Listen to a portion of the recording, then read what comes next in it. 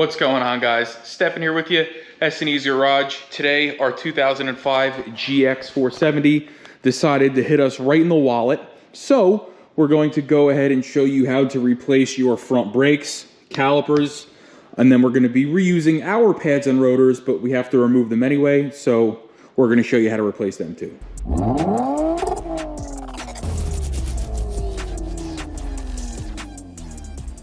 So on my way to work today, I noticed a couple of things. I noticed when I hit the brake pedal, the car would kind of dive to the right.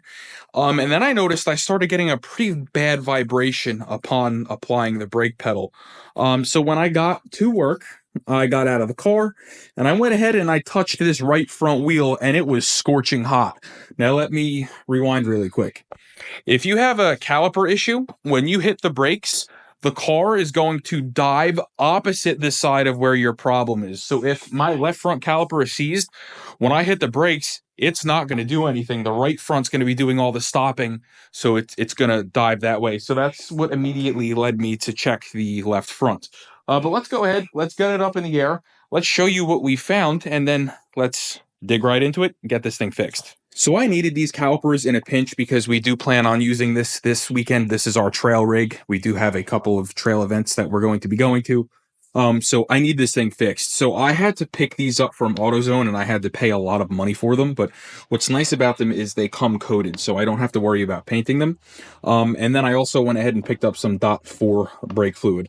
Now, for what it's worth, I'm going to leave a set of these left and right front in the video description below. And I'll also leave some brake fluid and some other miscellaneous things that you're going to need. You're going to need some brake parts, lubricant, and some other things like that. I'll leave it all in the video description below. If you buy from those links, it does help us out greatly. So here you are on the tripod, and we got this thing up in the air, and I can barely move that wheel. Now, if we come over here, I can take one hand and move this one nice and freely. So what we went ahead and did is we came over here, and we went ahead and we cracked the bleeder screw for the caliper loose. On this vehicle, it is a 7mm.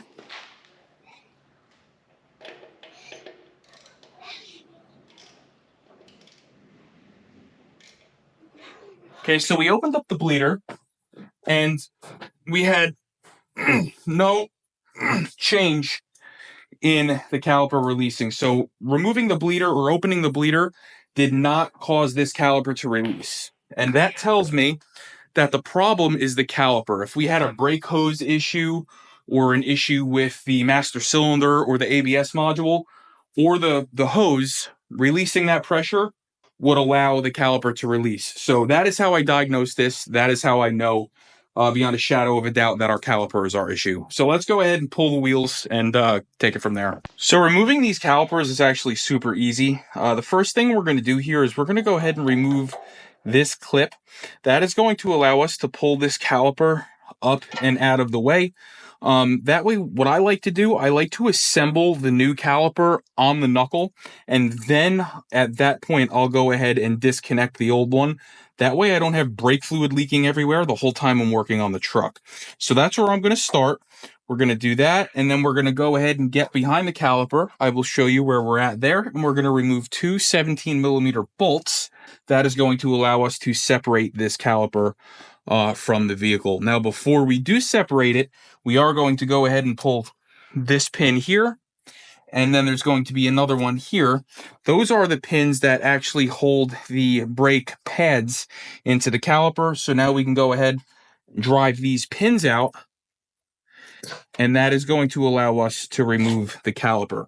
Now, depending on where you get your calipers from, you may need to reuse these pins. So be mindful about where you put them, because you may end up needing them.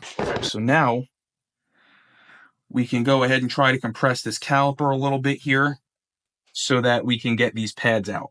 Let's see if this will move. That one don't want to move at all. Does this one move?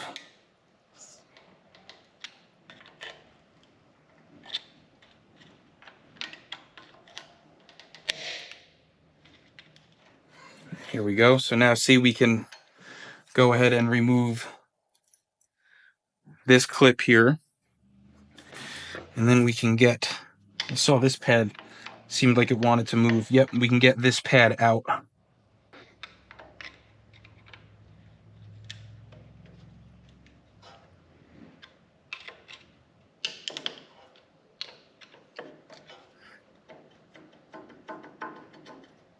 Okay, now we can go ahead and do the same thing and get the pad behind it out.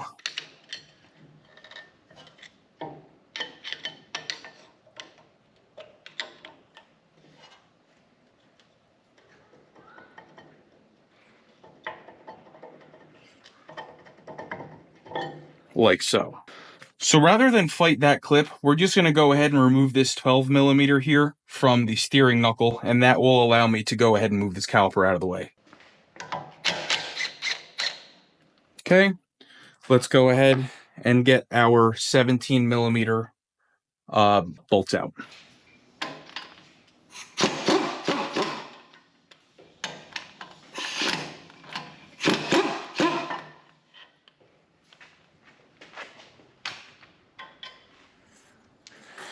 Once they are out, your caliper will now be free.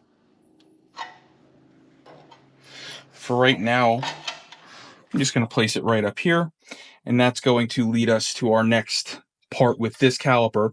We're going to have to remove this brake line from the caliper. But first, let's go ahead, get our new caliper, let's bolt it up, and let's get the pads in it.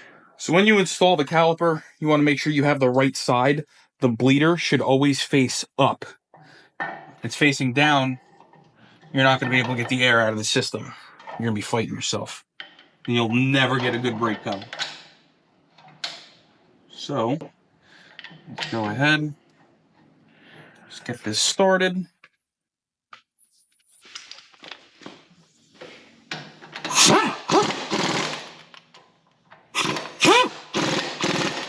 Like so. Let's go ahead, slide our pads in. Now at this point, you would be installing your nice new brake pads. Like I said before, we are reusing ours because they're literally brand new.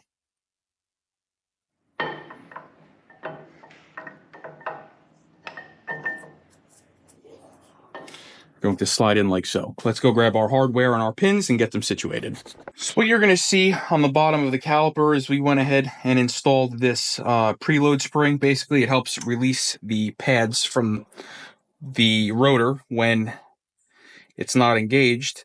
So now we can go ahead and take some of our brake parts lubricant here, and we're just going to lube this pin up, get it nice and lubricated, and we're going to go ahead and get this pin started, taking care to make sure that the pin goes through the loop here in our hardware, like so. Once that's in, you can go ahead and take your new pin clip that is going to be included in your caliper, if so equipped, and you're going to go ahead and install it. Now we can do the same thing with this pin.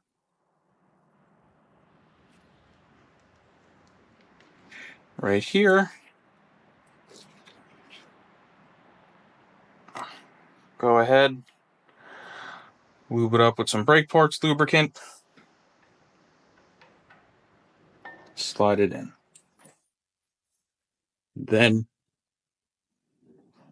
same thing, go ahead and install your cutter clip. So now we can go ahead and work on getting this brake line off of the old caliper and into the new one. So the easiest way to get this brake hose off, number one, it's easier, and number two, you're not going to cause any damage, is to use a line wrench. If you don't use a line wrench, there is a chance that you can round this off and then you're screwed.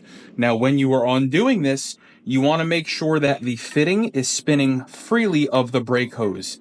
If it is not, get some penetrating oil, some lubricant, spray it in there, and worst case scenario, if you need to use a butane torch or something of the sort and just lightly heat this area. Just put a little bit of heat in it and it should break free.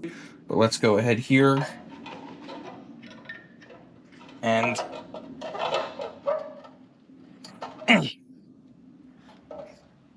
now see our hose, our line is spinning with the fitting. So let me get some lubricant.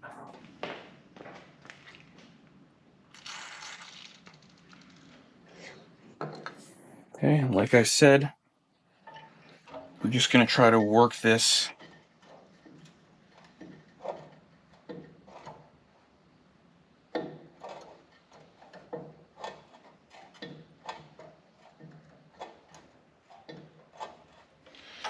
all right. Let's let this sit for a few minutes and try again.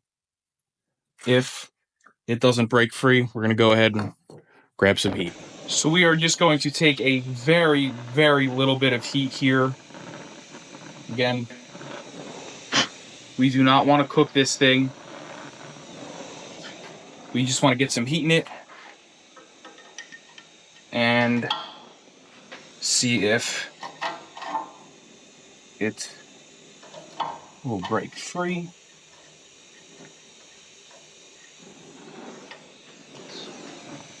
A little bit more heat in it here.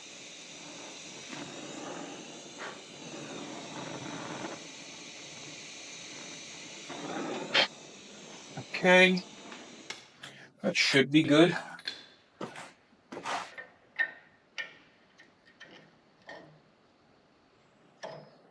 Yep, that did it. So now we'll just put a little bit of lube in there. You'll see we didn't get it hot enough to boil that. It's just enough to expand it just a little bit so that it'll come off without spinning the line.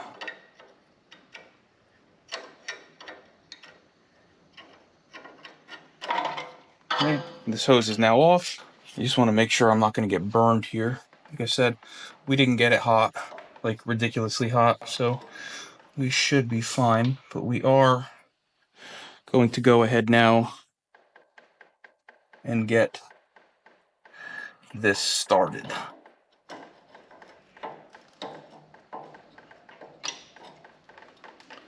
Now you may have to manipulate this line a little bit to get it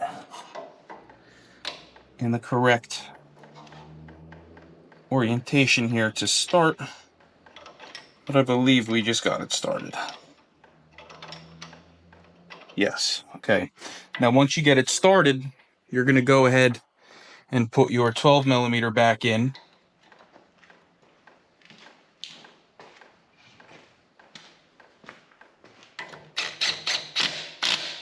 Like so.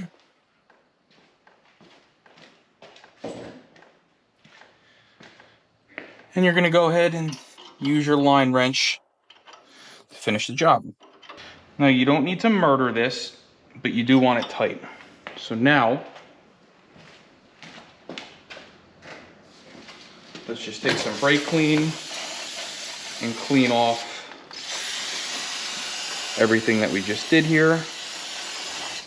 Okay, and now we're going to go ahead and grab what looks to be a 10mm. What do we have here? A 12 and a 10? It should be a 10.